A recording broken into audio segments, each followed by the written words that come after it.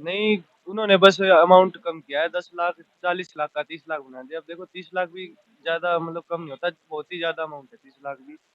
और 7 साल का 5 साल कर दिया है, ये हुआ है बस। जी नहीं, ऐसा नहीं है, कोई राज़ी नहीं है और रिटर्न में तो अभी तक कुछ आया ही नहीं है, ठीक है? और दूसरी बात उन्होंने मीटिंग में ये बोला था कि क्यों ना हम 20-21 से हटा दें और 22 पे लगा दें, 22 बैच पे। फिर हमारे जो गए थे रिप्रेजेंटेटिव, उन्होंने मना कर दिया कि रूल होगा तो सब पे होगा। फिर उन्होंने बोला कि ठीक है 20-21-22 पे कर देते हैं, लेकिन 23 पे तो हम लगाएंगे ही। ये कौन सी बात हुई? इसका मतलब तो ये है कि सरकार को बस पैसों से मतलब है, पैसे चाहिए। ये बैच नहीं तो अगला बैच दे देगा, वो नहीं तो वो दे देगा। सरकार अगर कुछ करना चाहती है तो ये है, हमारी यही मांग है कि 1 साल की कंपलसरी रूरल सर्विस लगा दो। कंपलसरी सर्विस लगा दो, पैसे का वही पैसे का बीच से हटा दो। पैसे का अगर सरकार को पैसे से मतलब है तो ही वो बीच में पैसा और बैंक घुसा रही है ना। बैंक को हटाओ, पैसे पैसे को भी हटाओ, सीधी कंपलसरी रूल ही बना दो कि जो एमबीबीएस करेगा वो 1 साल सर्विस करेगा। अगर वो बैच 800 के करीब बच्चे आते हैं, एक बैच से 800 डॉक्टर मिलेंगे, वो बैच निकलेगा, अगले 800 आ जाएंगे, उससे अगले 800 आ जाएंगे, ऐसे पूरी साइकिल भी बनी रहेगी और डॉक्टर्स की कमी भी नहीं होगी। बिल्कुल भी संतुष्ट नहीं है। हड़ताल जारी रहेगी। जी नाम हम नहीं बताएंगे।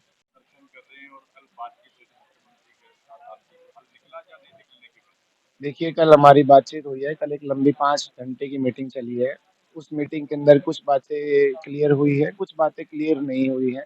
तो इस वजह से हम पूर्णतः संतुष्ट नहीं हैं उनकी बातों पे, क्योंकि अभी तक हमारे को पहली बात तो ना तो कुछ रिटर्न में मिला है। जब तक रिटर्न में नहीं आ जाता तब तक हम लोग स्ट्राइक को ऐसे खत्म करना नहीं सोच सकते। और सारी चीज़ें डिस्कस करी जा रही हैं अभी, क्योंकि एकदम से इतने जल्दी इतना बड़ा डिसीज़न नहीं लिया जा सकता। अभी सब कुछ डिसीजन अब हम लोग सब डिस्कस कर रहे हैं, सारे चारों कॉलेजेस मिलकर के डिस्कशन कर रहे हैं कि आगे क्या हमारी रणनीति रहेगी और क्या हमारी मांगे होंगी, क्योंकि कुछ मांगे क्लियर नहीं है। एक्चुअली कुछ चीज़ों में बोला गया है कि 21 और 22 बैचेस से कि भाई इनके ऊपर ही ये जो चेंजेस अप्लाई किए जाएंगे, बाकी के जो बैचेस आने वाले हैं उनके ऊपर वो मनचाही बॉन्ड पॉलिसी लगाएंगे, जो कि गलत है। अगर उन्होंने दोबारा से कुछ ऐसी गलत चीजें लागू कर दी तो उसके लिए फिर से बैठना पड़ेगा। तो क्लियर होना चाहिए कि अगर एक बॉन्ड पॉलिसी लगा रहे हो तो सबके ऊपर लगाओ। पर आखिर कब तक आप ये लगाओगे? क्योंकि ऐसा तो है नहीं कि अब आने के वाले 100 सालों तक है जो चलता ही रहेगा ये बॉन्ड पॉलिसी।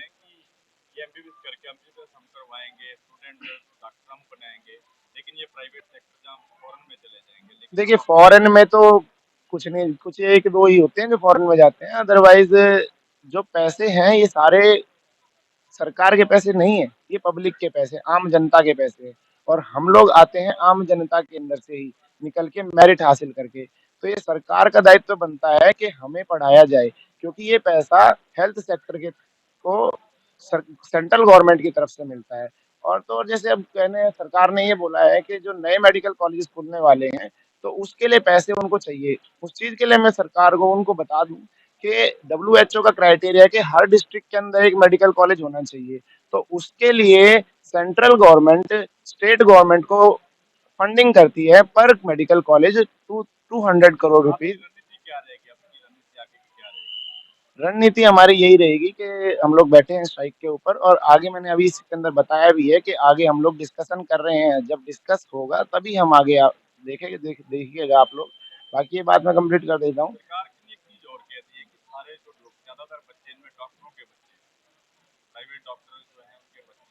नहीं, ऐसा तो कुछ नहीं है।